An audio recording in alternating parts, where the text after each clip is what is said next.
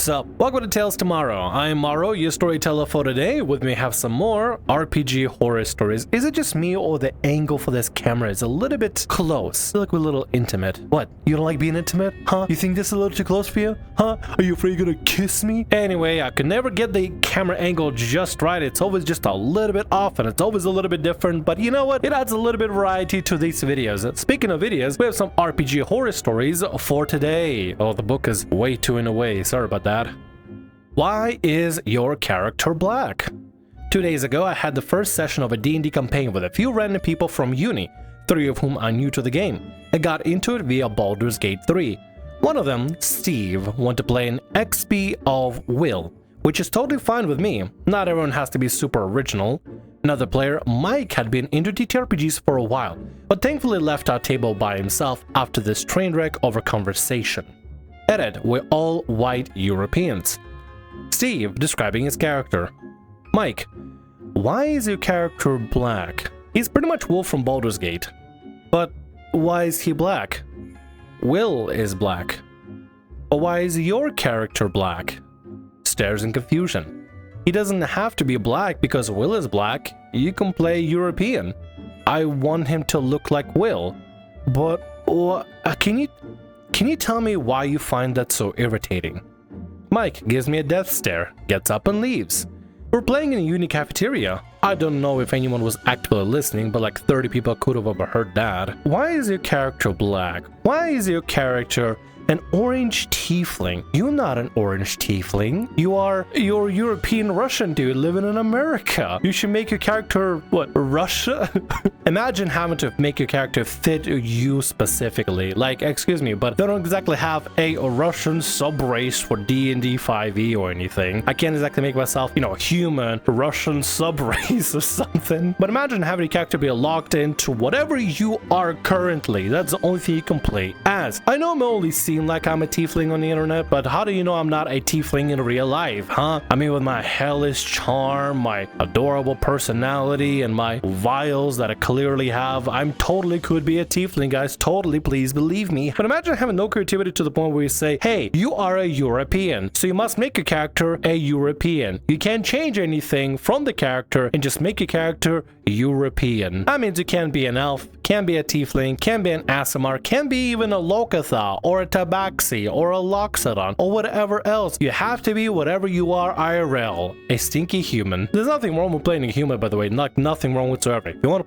play human, go for it. Have fun, have a wonderful time. But to limit someone's choices or get on someone's case over your character doesn't match you IRL. Yeah, because I'm not a tiefling IRL, but in D&D, I can be a tiefling. I can have horns and tail and hellish looks to me and like have blank eyes and pointy ears and constantly be snarky to everyone because this character is supposed to be a little bit more tough and rough around the edges. Just because this character isn't me directly doesn't mean I can't play them. Sometimes it's fun to play something that isn't you. Play something out of your comfort zone. I have a Lokatha cleric character of nature domain that I'm clearly not going to be anything resembling to. His name is Nyahu and he speaks like this and he's a big orb of blubber that basically helps people whenever he can. But it doesn't mean I am going to be Nyazu. I'm not suddenly turning into a Lokatha. It's fantasy games. What's wrong if your character is not your skin color or not your gender or not anything specifically? You're allowed to make a character whatever you want it to be or however you want it to be, and even resembling other characters from popular media. If you want to make a character Grog Strongjaw from Critical Role or like him, go for it. If you want to make a character like Wyll from Baldur's Gate, go for it. You're fully allowed to do that. And for Mike to question this in such a weird way, just like, why are your character black? Why not? I'm allowed to do whatever I want. One of the coolest things in my opinion regarding D&D is the fact that you go through the process of making your character that is either a little bit like you, a lot like you, or nothing like you, and then just having fun role-playing that character however it is that you envision them to be. Limiting yourself by, okay, I can only fill in these specific boxes because that's related to me would be really silly. The freedom behind it is what makes it extremely fun, but for Mike to basically keep pushing it like, why do you have to make your character black instead of European when you yourself are European? What's wrong with that? IRL, I have a beard. Does Morrow have a beard? Does it need to have a beard? Is there going to be a contention regarding it, or is it just all about skin color? But instead, Mike has to question, why are you black when you're European? Why am I a tiefling when I'm not a tiefling IRL, Mike? Because I like to have fun, Mike. I like to have fun and play a different character that isn't me, because escapism is a blast. Anyway, I hope your group just completely ignores Mike and people like Mike. Let's move on to the next story for today.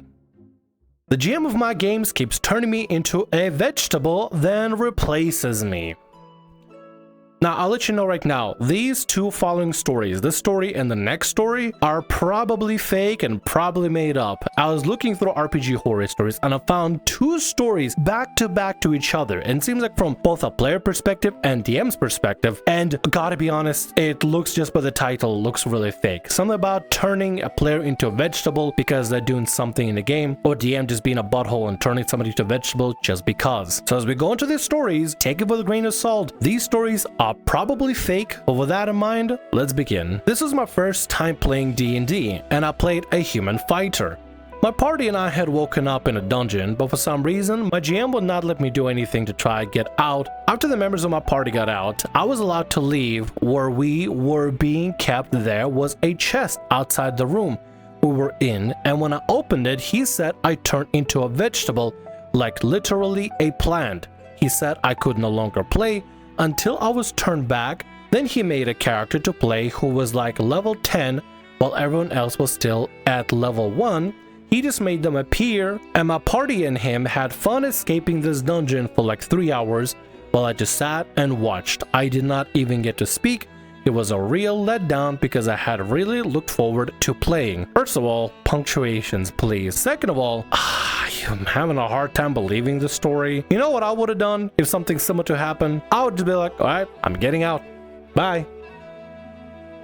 Just leave. If your DM is turning into a vegetable for no reason whatsoever, just whatsoever, and don't explain anything about this and just self-inserting a DMPC, why are you sitting at the table? Why are you sitting at the table? Why aren't you leaving? Or at least being like, hey, isn't this kind of unfair? I don't get to play. Why can't I play? Do I need to re-roll a character? Do I need to make a new character? What do I gotta do? I understand people have anxiety and stuff, and some people may not want to push the envelope or ask the question or put them on the spot and stuff. But in this situation, I just can't imagine a player just literally sitting there for how many hours, however many hours they got going on, and just watching other people play without being upset over this or being like, okay, well, I'm gonna go ahead and just Uber my way out of here and just go away, I guess. I don't know. Why in the world would you just sit there and watch other people play after your character been turned into a vegetable and you can't play? What is the point for it? Why are they doing it? Unless some sort of a group of bullies that basically like are trying to basically pick on you just for the sake of it. And even then, it's kind of a stretch for bullies to go this far to try to bully somebody. You invite somebody to your table, to your house in order to play a game, go through the entire character building process, and then whoops, you're turned to vegetable. You can't do anything anymore. Shut up and sit quiet the whole time while we get to play. The next time I came over, why are you coming over? Why are you coming back to this? Hold on. Calling Cap, calling, this is a lie. This is a fake story there. Why are you coming back? They turned you into a vegetable and said you can't play. Shut up and sit around, which you did. And you decided, you know what? The previous experience was absolutely awful and I didn't get to play and I didn't get to do anything, and I'm pretty sure they picked on me. But you know what? Maybe this time around they will come back and maybe things will be better. In some situations, I could see somebody being gaslit to the point where they encouraged to come back because the game went really bad. I am fully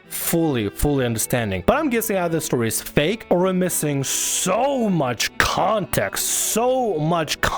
Maybe you've done something to turn into a vegetable and people are like, okay, well, if you're gonna be acting like this, I guess you're a vegetable, so you can't do anything. Stop being a problem player. And you decide to still come back next session anyway. I don't know what's going on. Maybe there was some sort of discussion behind the scenes, but from what I'm reading, it sounds like you had a horrible game turned to vegetable, sat around doing nothing for whatsoever, and for whatever reason decided, you know what would be a really good idea? I'm gonna come back again to the same game for the DM and the players that turned me into a vegetable and didn't let me play. There was no difference. I was told that I would be turned back so I could play, but I was not, and for some reason he had given everyone but me 9 levels, then he kicked me out. But so I had not had a ride, so I had to walk home in a pouring rain at like 10 p.m. and I could not get a ride, so I had to walk 2 miles in the pouring rain and I got sick. It as really a bummer because I just wanted to have a good time. So not only do you come back to this game, you apparently also said, oh, you can play, but now you can't play. And everybody else leveled up except you, and you got kicked out off to the streets like a stray dog, and you had to walk around at 10 p.m. back home. There was pouring rain. I mean, listen, a little bit of extra context would really help flesh out the story. And even then, like, I understand this story is most likely a fake. Honestly, if it didn't have this bad of punctuation problems, I would think this is written by AI. But it's not, because clearly a human had to write all this put together. So I have no idea what's going on. Coincidentally, the next story that we're gonna have is actually regarding a similar title, and it might relate to it. Maybe not, maybe it will. I have no idea. And that second story could be also fake and parody. I'm not fully sure. The context is kind of all over the place at this point. So I have no idea, but let's go into it with a grain of salt. How I got rid of a player sexually harassing another player, but turning them into a vegetable. So this was a couple of years ago, and I was running a D&D game for some friends. One of them invited a guy they knew, let's call him Brad, who I'd never met before, but I figured sure, why not? More players, more fun, right? Yeah, no. Brad was one of those players. From the moment he sat down, he had this weird smug energy, like he was the main character. We were all just lucky to be in his campaign. He made a human fighter, which is honestly the most normal thing he did the entire time. I'm checking back the two stories, and yeah, the details line up a little bit. Human fighter, time unspecified, honestly, so either way, let's keep going. Like I said, this could be all fake. It could be literally written just for the sake of flavoring the last story to be some different thing, honestly. We started off in a dungeon, classic setup, waking up in a cell with no idea how they got there. Everyone was brainstorming escape ideas, testing the bars, checking for hidden doors, except Brad, who just kept trying to make the rogue help him search her pockets, even though they weren't tied up or anything. It started with him insisting she must have something useful, but it got weird fast. The rogue player, a friend of mine, was clearly uncomfortable, telling him to back off in character and out of character, but he just kept pushing, trying to turn every interaction into some excuse to touch her character. At this point, I decided, okay, time to shut this down in a way he might understand. I described an old wooden chest sitting outside their cell, big and heavy looking. Of course, he made a beeline for it. I told him it was filled with thick, twisting vines that lashed out, wrapping around him. Then, after a failed con save for show, very dramatically, I said, "You feel your body harden, your skin turning rough and bark-like, your limbs become stiff, your vision blurs with green, and, oh no, you realize you're not a person anymore. You're a literal vegetable." The details also kind of lining up a little bit, but you know what, the one thing I noticed? There's a lot of really good punctuation. So compared to the last story, this one's like the opposite. One had horrible punctuation. This one has a lot of punctuation. One had horrible details. This one has a lot of details. I swear, it feels like this OP is probably making fun of the person. You make up a story based on the other person's story from the DM's perspective in order to make like a fake narrative, basically, just to mock somebody. I feel like this is indeed mocking. I'm gonna try to hold off a lot of my comments on it, but things are lining up a little bit too well, and honestly at this point it's difficult to tell what's authentic anymore, so whatever, I'm down to the chaos. Everyone else at the table got it immediately. The rogue almost high-fived me, but Brad? No. He just sat there blinking before going, "Okay, so can I do something?" "Oh, you can't," I told him. "You're a vegetable." The rogue high-fiving thing is making me think, and everybody clapped. The vegetable clapped, the table clapped, the person outside the window of your game house clapped as well. It just feels a little bit too good to everything's lining up too good. Instead of making things, you know, like normal people and solving things normally, everybody at the table just goes, "Heck yeah, DM, high five, psh, woo." It's ridiculous. I can't even imagine it at the table. People just straight up high-fiving, and then they clapped, right? Is that the next post? Is that the next sentence? Everybody clapped. Cue a full 5 minutes of him arguing that this wasn't fair and didn't make sense, and that I was just targeting him for playing his character. Meanwhile, the rest of the group managed to escape the dungeon without much trouble, except for Brad sitting there sulking, occasionally asking if he could at least talk, and me just reminding him that, no, he was a turnip. This is stupid. But let me humor you for a little bit. Humor me to humor you to humor OP here a little bit. Let's say, hypothetically, there was a situation that happened to that. Is it fair to turn the player character into a vegetable and not let him interact with the game whatsoever? No, because you know what would be the right thing to do? Say, hey Brad, you've been a little bit weird at the table, a little bit creepy. Can you knock it off? I'm not running that kind of game. If this happens again, you're out. If you can't, there's the door, Brad. Solving auto game issues in game is never a good idea for any reason whatsoever. Imagine if somebody is mad at each other and want to get into PvP for no reason. Honestly, it just becomes an entire crap show and this doesn't make sense whatsoever. Never solve your auto game issues in game. It never goes great and it's never with good intentions anyway. I mean, maybe you might think there's good intentions, but the outcome will never be correct, never be just. The best way to do it is just solve it out of game and move on with the game. Leave out of game stuff out of game and focus on in-game stuff. Does that make sense? Separation of out of game and in-game is very important. Problems out of game, stay out of game. Problems in game, stay in game. Now that should have been the end of it, but no, because next session we didn't invite him and he still showed up. Apparently he just assumed he was still in the game even though no one had actually told him that. And I don't know, maybe we should have just told him to get lost, but he was weirdly intense. And I think everyone was a little afraid of pissing him off directly. So we just kind of let him sit down. He kept going on about how I had to turn him back this time, that he'd wait long enough and should stop being petty. You know, you could always just call police and tell him, hey, you're trespassing, and let people at least know that somebody is trespassing. Nobody can just walk into your house and you just say, well, I don't want to make him mad, so I guess we'll just let him play D&D. If they're trespassing, not invited, then don't let him in. Lock the door, call the police, take action. This 100% is fake, 100%. Gotta be, it has to be. So I said sure, and then I didn't. The party had leveled up since he last played. Everyone but him. I described them reuniting with his character, still a plan, and how the wizard was working on a way to cure him. But tragically, every time the wizard casts a spell, I'd roll some dice behind my screen, shake my head and go, nope, still a vegetable. The best part? The party played along. They started discussing how maybe they should just plant him in a wizard's garden. What if they turn him into a soup and drank him so he could be with them forever?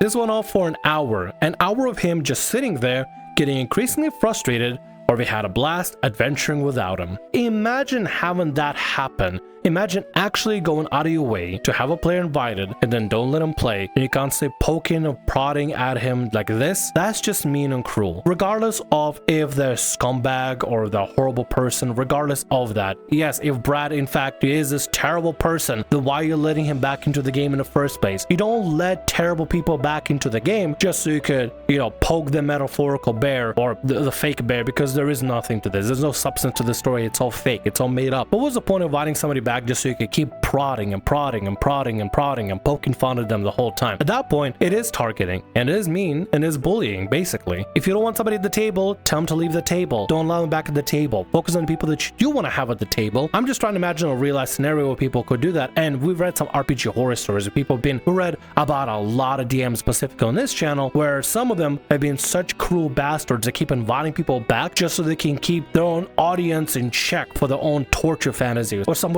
other horrible fantasies that the DM have machinations of, and the players are unfortunately the poor victims of it, or specific players are poor victims of their stupid machinations. The right thing would be here was just to remove the player completely. Assuming the story is indeed real in any semblance of the word at all. I'm not saying the story is real by any chance, but if there's a situation where somebody's at the table that you don't want to have at the table and you choose to keep them around just so you can keep poking fun at them, just don't have them at the table. Simple as that. Stirring the pot to make it worse is not going to make things better. Remove the problem player, move on with yourself, move on with the game, and just let everything go. The best thing to do is just to remove the problem player and then move on with the damn game. Eventually, he was so pissed off that he just got up and left. We thought that was it, but no, because about half an hour later, we got a text saying, you guys are really immature, you know that. Followed by another one saying, can someone come pick me up? He had walked in the rain like 2 miles and none of us responded. Never heard from him again. And that's all the fake story we got for today. Looking through the response for this specific OP regarding the story and everything, it seems like OP was going for, and this is, I guess, according to, it didn't outright say, but maybe like a parody, a satire or something. I just think this is kind of cruel. I understand sometimes people may not be able to write like perfectly eloquent stories and stuff, but sometimes not able to put everything together. But to spend your time writing a fake meta post in order to basically mock somebody else for the story, to make a post that basically gets posted right after that, mocking the person by making up a fake story about them and everything. Like, I get it, anybody can post the RPG horror stories and stuff, but if there's no sense of authenticity, that sort of defeats the spirit of sharing these RPG horror stories, right? I suppose there's no way to fully prove that any of the stories are real. Honestly, we could be reading a bunch of fake stuff in general, but there is a sense of authenticity and general release of pent-up frustration from a lot of these stories that basically people talk about stuff they dealt with before and describe about it in some detail without giving away some of the most obvious clues, because maybe they have people in their life they keep playing with, or they know that they keep playing with, but they don't want to exactly talk about them or put them on blast. But to make a meta post that basically creates a parody of somebody else just to kind of, I guess, mock them, that seems kind of cruel to me, honestly. Whenever I do see some stories that seem a little bit more on the fake side of things, I try not to cover them, but in this situation, honestly, I didn't know what I was going through, and I kind of feel bad about it now, dude, honestly. OP, the original OP that wrote about the story, if that actually did happen to you, and you got kicked out of a game because you were turned into a vegetable and couldn't play, I hope you don't play with these kind of people, like ever at all, and hopefully you can use it as a lesson to never play with people that literally don't even let you play. If somebody doesn't let you play, you don't play with them. You move on to the next group and go from there. And with that, that's going to be all our stories for today. I want to thank you very much for watching, and thank you so much for being here. If you like what I do, consider subscribing to the channel and leaving a like. Also, if the RPG Horror Stories ever goes down, or if you want to submit your own personalized horror story, email is down in the description below. I'll see you again in more Tales Tomorrow. Bye-bye.